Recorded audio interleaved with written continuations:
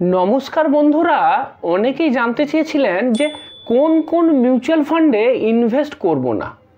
এবার এই প্রশ্নের এক কথায় উত্তর হয় না। আমি যদি আপনাকে বলি যে এই মিউচুয়াল ফান্ডগুলোতে ইনভেস্ট করবেন না, তাহলে সেটা একটা ব্ল্যাঙ্কেট স্টেটমেন্ট হয়ে যাবে, সত্যের অপলাপ হবে। বরং এটা বলা যায় যে কিছু কিছু কন্ডিশনেতে কিছু কিছু মিউচুয়াল ফান্ড যদি আপনি অ্যাভয়েড করেন, সেটা আপনার জন্য ভালো হতে পারে।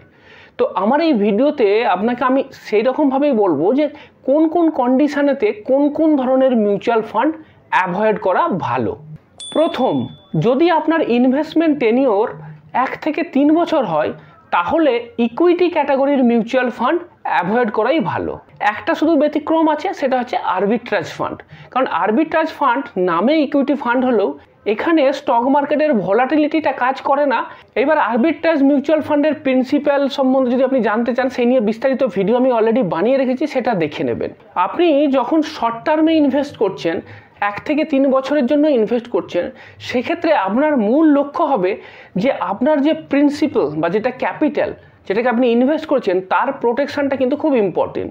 তার সাথে সাথে অ্যাডিশনাল যদি আপনি ভালো ইন্টারেস্ট পান, ওকে, দ্যাটস ফাইন, কিন্তু ক্যাপিটাল প্রোটেকশানটা ইম্পর্টেন্ট। এইবার আপনি ধরুন কোনো ইকুইটি মিউচুয়াল ফান্ডে ইনভেস্ট করলেন, 1 বছর বা 2 বছর পরে দেখা গেল যে স্টক মার্কেট অনেকটা ডাউন আছে, সেই কারণের জন্য আপনার মিউচুয়াল ফান্ডের কারেন্ট ভ্যালু সেটা কম আছে, আপনাকে বাধ্য হয়ে এই মিউচুয়াল ফান্ডটা বিক্রি করে দিতে হচ্ছে, কারণ আপনার কিছু কমিটমেন্ট আছে, তাহলে কিন্তু আপনার ক্যাপিটাল লস হবে।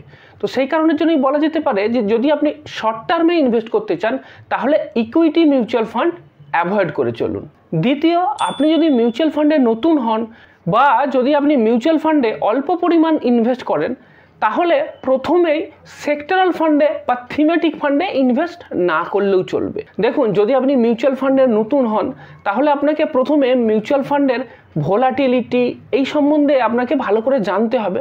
তো প্রথমে আমি বলবো যে যেগুলোতে রিস্ক কম আছে ইকুইটি ক্যাটাগরির মধ্যেই, সেইগুলো দিয়ে শুরু করুন। যেমন ধরুন large cap mutual fund, flexi cap mutual fund, এইগুলো দিয়ে শুরু করুন। এই যে মিউচুয়াল ফান্ডগুলোর কথা বলছি, যদিও এগুলো ইকুইটি মিউচুয়াল ফান্ড, কিন্তু ইকুইটি মিউচুয়াল ফান্ডের এক্ষেত্রে কী হচ্ছে যে ডাইভার্সিফিকেশান হয়। লার্জ ক্যাপেই বলি বা ফ্লেক্সি ক্যাপেই বলি, তখন কিন্তু ওইখানেতে দেখা যাবে যে বিভিন্ন ইন্ডাস্ট্রি স্টকেতে ইনভেস্ট হয়। বিভিন্ন ইন্ডাস্ট্রি স্টকেতে ইনভেস্ট হলে কী হয়, আপনার মিউচুয়াল ফান্ডটা ডাইভার্সিফিকেশান হয়ে যায়, আর সেই কারণের জন্যই কোনো একটা নির্দিষ্ট সেক্টরেতে ইনভেস্টমেন্ট হয় না।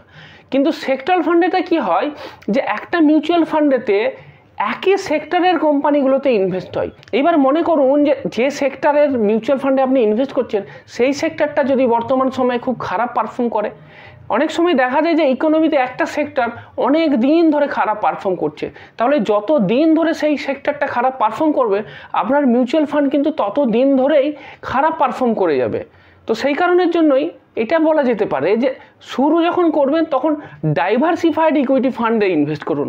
সেটা লার্জ ক্যাপ হতে পারে, ফ্লেক্সি ক্যাপ হতে পারে, লার্জ অ্যান্ড মিড ক্যাপ হতে পারে, এগুলো সবই কিন্তু ডাইভার্সিফাইড ফান্ড। এইবার যখন আপনার বেশ ভালো রকম এক্সপিরিয়েন্স হয়ে যাবে, বা আপনি আরও অনেক বেশি মিউচুয়াল ফান্ডে এসআইপি করছেন, মাসে 20-30 হাজার টাকা অলরেডি এই বিভিন্ন ক্যাটাগরিতে ইনভেস্ট করছেন, তারপরেও আপনি চাইছেন আরও কিছু এক্সট্রা ইনভেস্ট করতে, এবং আপনার এক্সপিরিয়েন্স হয়ে গেছে, আপনার মনে হয়েছে যে বর্তমানে এই যে সেক্টরটা, এই সেক্টরটা খুব ভালো পজিশানে আছে এবং আগামী দিনে এই সেক্টর থেকে খুব ভালো রিটার্ন পাওয়ার সম্ভাবনা আছে, তখন না হয় আপনি সেক্টরাল ফান্ডেতেও ইনভেস্ট করলেন। তো শুরুতে এটা অ্যাভয়েড করে যাই ভালো। 3 নম্বর, যদি আপনার ইনভেস্টমেন্ট টেনিওর 7-8 সালের কম হয়, তাহলে তো আমি বলবো স্মল ক্যাপকেও এড়িয়ে যাওয়া ভালো।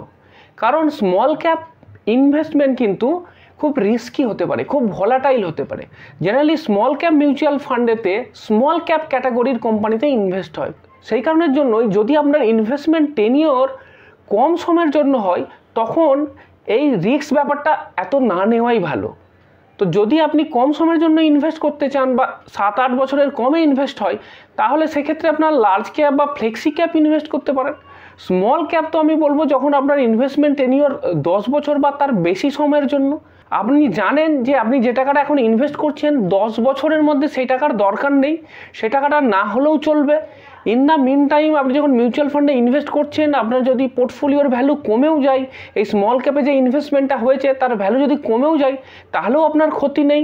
আপনাকে কোনো ফোর্স সেলিং করতে হবে না। আপনি যে টাকাটা এই স্মল ক্যাপে ইনভেস্ট করছেন তার জন্য কোনো আলাদা কোনো কমিটমেন্ট এখন নেই। তাহলে আমি বলবো যে আপনি স্মল ক্যাপে ইনভেস্ট করুন। কিন্তু যদি কম সময়ের জন্য ইনভেস্ট হয়, যদি 8-10 বছরের কমে ইনভেস্ট হয়, কিংবা মনে করুন আপনি আপনার রিটায়ারমেন্টের এজেতে আছেন বা আর 2-4 বছরের মধ্যে রিটায়ারমেন্ট হবে, তো সেই সব ক্ষেত্রেও আমি বলবো যে এই স্মল ক্যাপ ইনভেস্টমেন্ট এড়িয়ে যাওয়াই ভালো। এরপরে 4 নম্বর যেটা, সেটা হলো সেই ফান্ডগুলো এড়িয়ে চলুন যেই ফান্ডগুলো কনসিস্টেন্টলি তাদের বেঞ্চমার্কের থেকে খারাপ পারফর্ম করেছে। এইবার দেখুন, মিউচুয়াল ফান্ডের আমি যখন পারফরমেন্স চেক করব তখন কারোর সঙ্গে তো তুলনা করতে হবে। আমি বুঝবো কী করে যে এই ফান্ডটা ভালো কি খারাপ? তো তার জন্য যার সাপেক্ষে আমি এর পারফরমেন্সটা দেখি তাকে বলা হয় বেঞ্চমার্ক। তো এই বেঞ্চমার্কের তুলনায় আমার এই ফান্ডটা কতটা ভালো পারফর্ম করেছে সেটা আমাদেরকে দেখতে হয়। এবার মনে করুন কোনো মিউচুয়াল ফান্ড যদি কনসিস্টেন্টলি তার যে বেঞ্চমার্ক তার থেকে খারাপ পারফর্ম করে, তাহলে আমি বলতে পারি যে সেই মিউচুয়াল ফান্ডটা ব্যাডলি ম্যানেজ।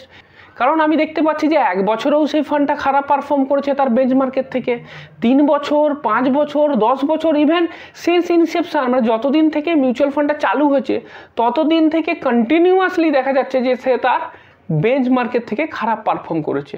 যদি এইরকম ঘটনা ঘটে তাহলে বলা যেতে পারে যে সেই ফান্ডটা ঠিকভাবে ম্যানেজ করা যাচ্ছে না। তাহলে এরকম ফান্ডও আমার এড়িয়ে যাওয়াই ভালো। এরপর 5 নম্বর যে পয়েন্ট, সেটাও খুব ইম্পর্টেন্ট, যে হাই এক্সপেন্স রেশিও। যদি কোনো মিউচুয়াল ফান্ডের এক্সপেন্স রেশিও খুব বেশি হয় তাহলে সেই মিউচুয়াল ফান্ডেও আমি ইনভেস্ট করার আগে দুবার ভাববো।